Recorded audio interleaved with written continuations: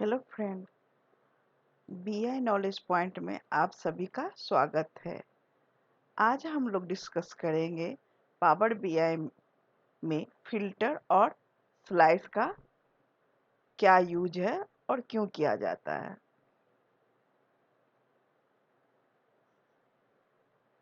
तो जैसे मैंने आप लोगों को लास्ट वीडियो में बता दिया थे कि पावर बीआई में को डाटा से कैसे कनेक्ट किया जाता है। जैसे आप होम पे जाओगे, होम पे जाने के बाद आप गेट डाटा करोगे। गेट डाटा करने के बाद जिस डाटाबेस से भी आपको कनेक्ट करना है उससे डाटा ले आनी है। तो हमने यहाँ पर ऑलरेडी ले आए हैं डाटा। फिनांस का डाटा है और केपीआई है और एक वेब का डाटा ले आए हैं केस डिस्ट्रिक्ट का। तो अभी हम फिनांस के डाटा से एक रिपोर्ट बनाते हैं। तो हम जा करके एक पाई रिपोर्ट बनाते हैं। थोड़ी सी साइज बड़ी कर देते हैं जिससे कि हमें देखने में आसानी हो। तो अभी हम सेल्स लेते हैं और प्रोडक्ट लेते हैं।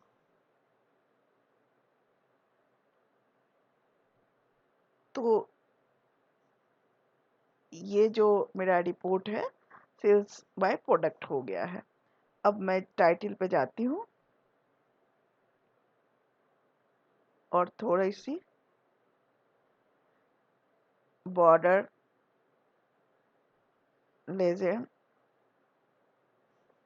को ऑन कर देती हूँ।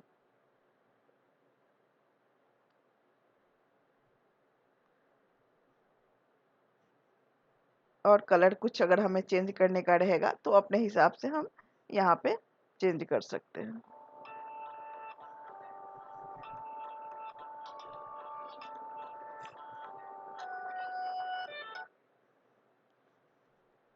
चेंज कर सकते हैं।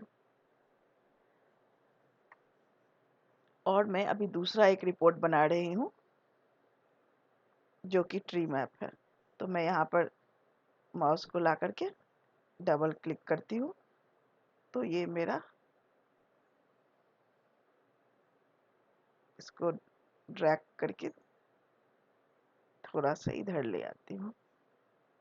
इसकी साइज को छोटा कर देती हूँ। ये आप अपने अकॉर्डिंगली छोटा बड़ा कुछ कर सकते हो। इसमें मैं लेती हूँ सिगमेंट बाय सेल। तो ये इसमें मुझे सिगमेंट बाय सेल का डाटा मिल गया। ठीक है, मेरी दो रिपोर्ट तैयार हो गई। अब मैं फिल्टर डालना चाहती हूँ। तो इसमें मैं फिल्टर डालूंगी सिगमेंट वाइज। तो मैं यहाँ पे जा करके सिगमेंट का फील्ड यहाँ पे डाल दूंगी। देखिए, जब मैं सिगमेंट का फील्ड यहाँ पर डाली तो आप देखोगे क्या ड्रॉप डाउन लिस्ट में जितने सारे सेगमेंट है उसके नाम आ गए। अभी मान लो मैं एक पर चैनल पार्टनर पर क्लिक करती हूँ तो देखोगे क्या मुझे रिफ्लेक्ट कर गया कि मुझे केवल चैनल पार्टनर का ही डाटा दिख रहा है। अब मैं इंटरप्राइज के रूप में देखूंगी तो ये मुझे दो चीज़ का डाटा नज़र आने लगा। उसी तरह अगर हम गवर्नमेंट का डालेंगे तो मुझे 3 का डाटा दिखने लगेगा।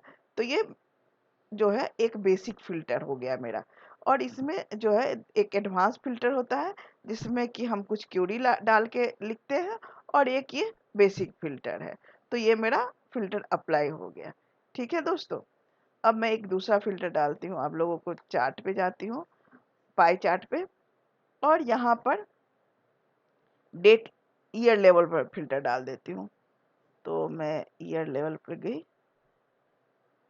इसके पहले मैं यहाँ से इसको हटा देती हूँ और ईयर का फिल्टर इस पे मैं डाल देती हूँ।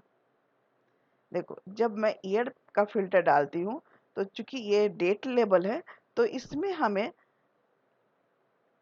भी एक एडवांस फिल्टर मिलके आती है और एक बेसिक फिल्टर आती है।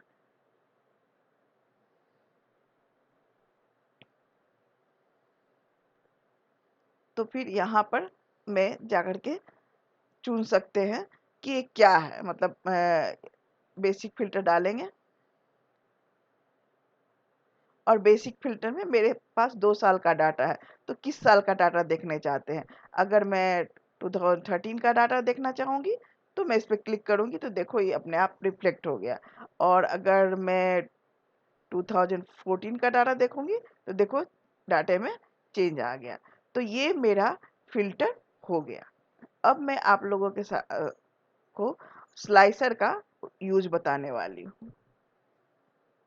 तो मैं यहाँ से फिल्टर को हटा देती हूँ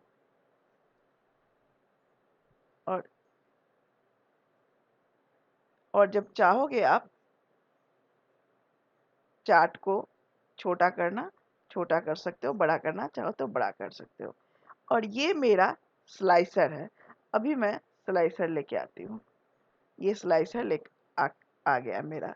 अब यहाँ इस स्लाइसर में मैं अगर इस पे जाती हूँ, ईयर जो है वो तो मेरा दोनों पर ही अप्लीकेबल रहेगा, तो मैं इसमें पे भी ईयर लेके आ जाती हूँ यहाँ पर स्लाइसर में।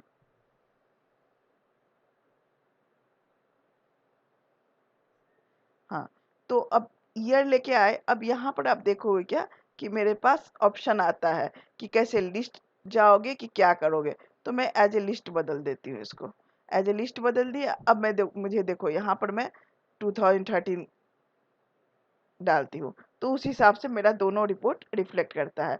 अगर मैं दोनों में जाकर के डाल दूंगी तो ये देखो 2014 का दोनों का रिफ्लेक्शन हो गया। तो ये जो स्लाइसर होती है वो विजुलाइजेशन लेवल पर होती है। सही है दोस्तों। तो मैं आज का क्लास यहीं पे खत्म करती हूँ। चलो, बाय।